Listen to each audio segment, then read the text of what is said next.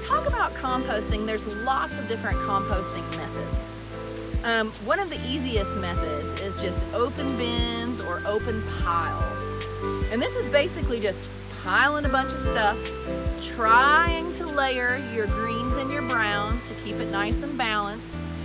You can turn that pile if you want to, or you can allow nature to kind of just do it for you. Your piles, if you're not turning your pile, it's going to fill though. It's going to get really big really quickly as your material builds up because it's not breaking down.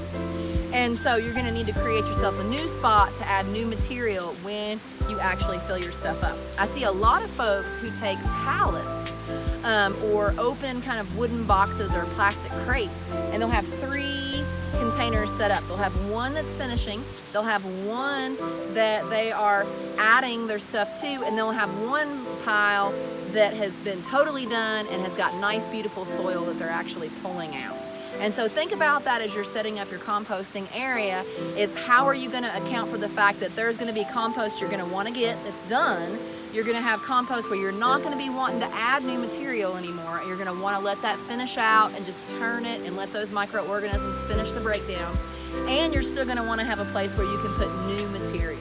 So usually you're going to want to have more than one pile. We actually have a huge open pile that we do all of our main composting for our farm. Another way to do composting is to have closed containers. I highly recommend a closed container for putting your kitchen scraps into and your really heavy nitrogens. A lot of people don't compost the kind of stuff that we compost because we've got such a big active compost pile and we do so much composting. We actually compost a lot of kitchen materials that are already cooked. We'll compost meat and dairy products, everything that we don't eat, anything that comes out of our fridge goes into the compost. When I process chickens, when we raise chickens for meat, all the parts of the chicken that we don't use goes into the compost pile. You know, it's a regular thing where you find bones from chickens in our gardens because they're in there, and that adds calcium to your soils, which is great to do. But that's going to be smelly and it's going to attract critters. And so you really need to make sure to really balance your greens and browns if you're going to add materials like that. And you want to have them in a closed and secure container, especially if you have dogs, because having all those materials available to pets can be very dangerous for them. And you also don't want to attract animals to your property that could potentially harbor disease.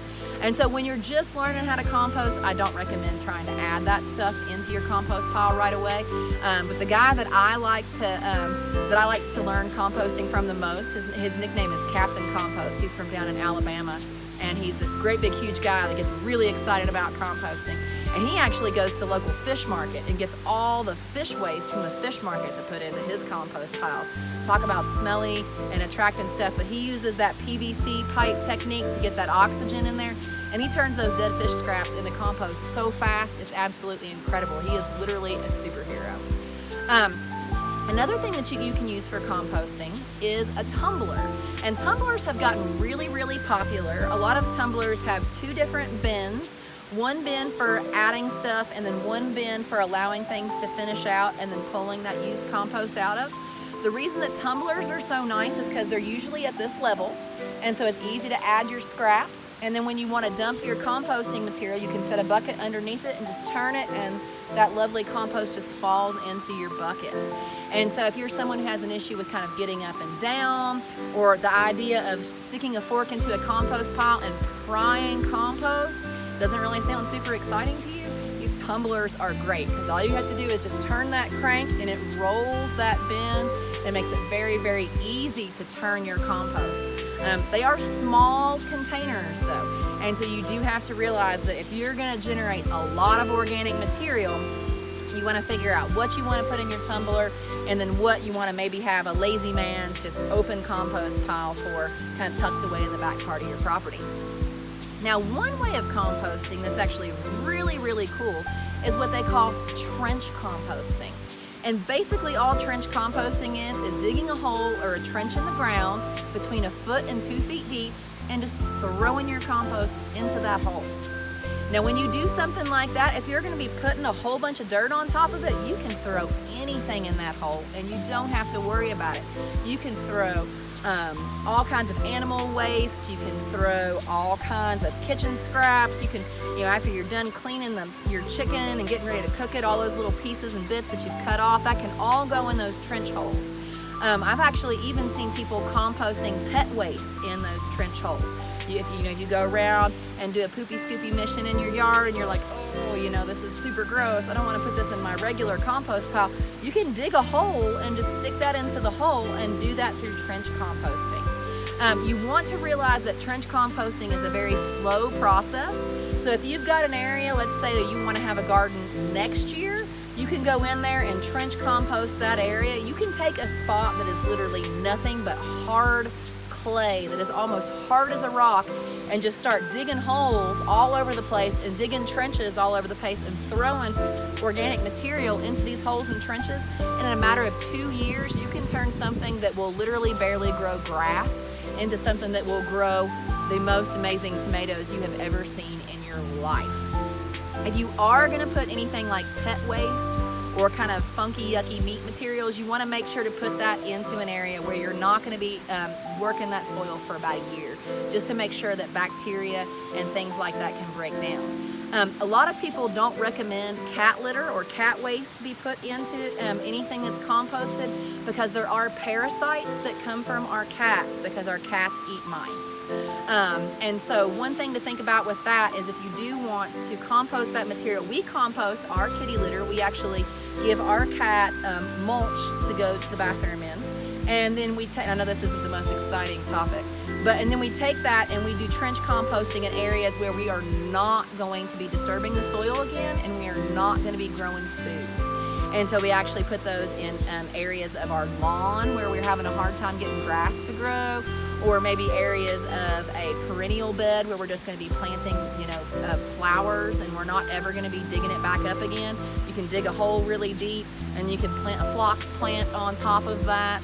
And so you want to make sure you're not going to be coming back in contact with that cat waste, just because those parasites can be dangerous for our health. And then another way of composting that's really exciting is vermicomposting. And this actually utilizes worms. And a lot of people are like, well, I can't compost because I live in an apartment. You can vermipost. You can vermipost inside your house. It's amazing.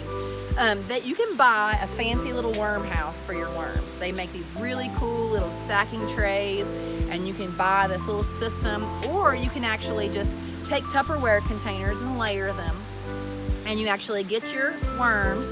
You have to create a nice bedding for them that's made from mostly high carbon materials, shavings, wood chips, paper, things like that.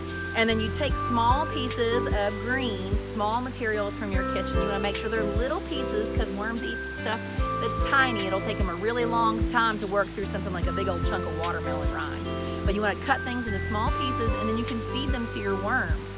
And it's actually really fun if you have kids. Kids love worms. If your kids don't love worms, it actually might be even cooler, because all kids should love worms. And you can actually do this vermiposting in your house. One thing about vermiposting, though, is it is a little bit more of a scientific process. You have to make sure to really keep your greens and your browns balanced, and you have to make sure to be careful about what you feed your worms, because you actually can put too much stuff in there, and then things will get kind of grody and your worms won't be very happy. But if you can really follow that process and have something like that, it's a great project. I've actually had a lot of students in my biology classes in college that have actually used vermiposting for their biology projects, and have actually looked at how long it took worms to break down different types of organic materials. It's really, really neat stuff. Now, when you do compost, I kind of mentioned a few of these things. There are some things that you don't want to throw into your compost. One of those things is things from black walnut trees. Black walnut leaves and twigs are actually pretty toxic to living organisms. And if you have a black walnut tree on your property and you've ever tried to plant anything underneath it, you know exactly what I'm talking about. It will kill a lot of plants. They're actually what they're considered allelopathic. They actually leach a very toxic material out of their bodies to reduce competition. And that compound's found in their leaves and in the sticks. And so you don't want to put black walnut into there, because what that'll do is when your soil microbes eat that, it actually will kill them. And so it actually slows your process down. Now, if you accidentally get a little black walnut leaves in there, let's say you've got one black walnut tree and you're raking everything up, it's not going to destroy your compost pile, but just do realize it's going to take a little bit longer for that to break down if you have some black walnut leaves in there. Any kind of chemical materials, if you're burning anything like coal-based or anything like that, you don't want to put those ashes into your compost. Ashes from wood stoves are actually really nice to add to compost. They're full of a lot of micronutrients and a lot of carbon. You do need to be careful not to add too many of them, because you can affect the pH of your compost pile. If any of you guys are familiar with soap making, lye is actually a product used in soap making, and that's literally water that is dripped through ashes. It's very, very basic or very alkaline, and it can actually cause issues with living organisms. It can burn your skin if you get lye on your skin. But we all know that good old lye soap is really good stuff. So it's got a lot of good things in it, so we just want to use that real sparingly. But if you're burning anything in those fires that might potentially have any kind of chemicals in it, or if you're utilizing any of those kind of added things that are used to help clean out your chimney and stuff like that, you don't want to use those ashes, because those chemicals will affect the microorganisms in your compost pile. You want to keep them healthy, and you want to keep them rocking out. Like I said, you can use pet feces in trench composting, but I wouldn't recommend putting them into any other kind of compost container. We make sure all that stuff gets buried on our property. That way we're taking any pathogens that might be found in that material, and we're making sure to get it under the ground where it can't get into surface waters and can't get into interacting with ourselves or any of the food that we eat. I would never put anything that has composted pet feces into our gardens. We do, however, use some of the stuff from our chickens. When we clean our chicken house out, we actually take all that material from the bottom of our chicken house and put it into our great big compost pile. And a lot of people really like to use composted chicken manure to fertilize their gardens. It's full of all kinds of good stuff. But realize that all those composted products have been acted upon by thermophilic bacteria. You want to get your pile between 140 and 160 degrees for at least 4 to 5 days. And so if you're going to want to use stuff like that, I recommend getting a thermometer that you can measure those temperatures with. We actually have a little heat gun that we use in our blacksmith shop that we can just shoot the pile, and so we can take a shovel, stab it into the pile, kind of pry it apart, and shoot that little heat gun at the inside, and it tells us the exact temperature of the inside of our pile. And we try to make sure to keep it really, really hot after we add that chicken manure to it. So we break that down, and any kind of pathogens or disease that might potentially be in there that could be harmful is broken down. We also add that at a time of year when we're not actively pulling compost out of the pile, so we can make sure it's got several months to really break down, so you know you're not adding any kind of potential pathogenic organisms into your gardens. Another thing that's really important to avoid, and something that leads to what they call killer compost, is using yard waste where you have applied chemicals. We are an organic farm.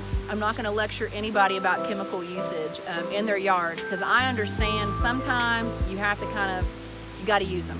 But unfortunately, in our culture, we rely on chemicals far too often. A lot of the reason we do that is because we have really terrible soils, and we've got plants that are under incredible amounts of stress because they don't have what they need. Their root systems aren't very healthy because there's not enough organic material in our soil. They don't have access to what they need, and therefore they're just a sitting duck, and disease can attack them so easily.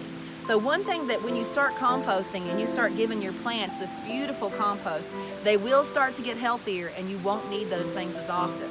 But you cannot put that stuff in your compost pile. We have actually, unfortunately, fallen prey to getting killer compost from municipal compost. People will spray herbicides on their lawns that are broadleaf herbicides. A lot of these new chemicals that are on the market won't break down. It takes 2 to 3 years for them to break down. And so then municipalities collect those grass clippings and lawn clippings from the sidewalk, and then they sell municipal compost, and you end up getting all those toxic chemicals in your stuff. We had a whole garden that was absolutely killed, and it was devastating to our family to lose that because of that killer compost. So don't do that to yourself. And that's another great reason that if you really want to embrace the idea of being more sustainable on your own property, is really trying to limit your use of those chemicals. That way you don't have to be like, oh, did I spray this? Did I spray this? And you don't have to be worried about it, because you know, no, I haven't sprayed any of this stuff. There's only 1 or 2 things that I'm actually using chemicals on, and I know not to put those things into my yard or lawn. And if you're spreading compost on your lawn, you'll find that you're gonna have much healthier grass, and you're not gonna need to use a lot of those chemicals. Another thing that you want to make sure not to put in there is any kind of plastics. A lot of times people will say, oh, I want to put paper in there. Remember that sometimes papers are coated with plastic. Anything that is shiny, cardboard that has the shiny pictures on the outside of the cardboard, if you can peel that layer off and just use the inner layers, that should be okay. But anything that's got that glossy ink on it, that's all full of heavy metals. And we don't want to put that into our compost piles, because heavy metals are absolutely detrimental to the health of our soil microorganisms as well as to ourselves. We don't want to put that into our gardens and then consume that stuff. And then the last thing that I don't want you guys to put into your compost are diseased plants. That's one thing. Like this year we got the tomato blight. Oh my gosh, it was so wet. I bet everybody else got the tomato blight too, unless you were just hosing your plants every single day with some kind of chemical. I don't know if any gardeners, even those of mine friends that are mine that are not organic gardeners, still got the blight. You do not want to put that blighty tomato material into your compost pile. Sadly, that is something that you're going to have to either A, send to the landfill, which we don't really want to do, but if you don't have a place where you can put that, then you're not going to want to keep that on your property. Ourselves, what we do with that blighty stuff is we actually take it back onto the back part of our property into the woods, and we put that way far away from anything that we're growing, and we actually do the trench method and we bury it. That way we make sure it's not anywhere near any of our gardens or any of our crops, and then we don't actually have that disease that's going to be prevalent on our property. So make sure to try to compost that stuff if you have the ability to do so, but if you don't put that in your compost pile and think that that's going to be a good thing for your garden. You really want to get that disease stuff out of the way. I just wanted to thank you guys for watching this video. I know the thought of watching, a video that's going to last 20 to 30 minutes about composting, you might have been like, I don't know, this might be kind of boring. But hopefully you learned a lot. I've really enjoyed sharing this information with you guys. Also, please check out another video that we put together with some questions that have come from some of your friends that are actually going to be watching this video. We talk about some of the common things that people wonder about with composting. And I also am happy to answer any questions that you might have. I'll have my email in the comments section, as well as Nick's email, who put this beautiful video together for us, as well as you can come and check out our website or our Facebook page with Sustainabilities, and you can send me any questions directly. I'd love to chat with you guys about composting or any other sustainable living ideas or questions that you have, and I hope that you guys enjoy getting to take all these beautiful materials that you have on your property and not wasting them, but turning them into this powerful, amazing resource that you can have for your own garden.